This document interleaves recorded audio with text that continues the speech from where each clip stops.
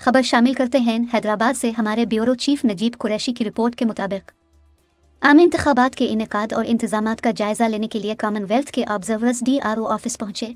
इस मौके पर DRO deputy commissioner Hyderabad Tariq Qureshi, SSP Hyderabad Amjad Sheikh और district election commissioner Parvez Ahmed Karwar ने कॉमनवेल्थ के ऑब्जर्वर जैकब गोमा और एमली रोड्स को इंतखाबात के हवाले से ब्रीफिंग दी और उन्हें बताया कि ज़िला हैदराबाद के 4 तालुकों में 12,25,147 वोट रजिस्टर्ड हैं, जिनमें 6,62,713 मर्द और 6,52,434 ख़वातीन वोट रजिस्टर्ड हैं। हैदराबाद ज़िले में 3 कौमी और 6 सूबाई असम्बलियों की नशिस्तों पर आम इंतखाबात होंगे। हैदराबाद ज़िले में 883 पोलिंग स्टेशंस में 3,219 पोलिंग बूथ कायम किए जाएंगे। हैदराबाद ज़िला में 365 हसास और 181 इंतहाई हसास पोलिंग स्टेशन हैं।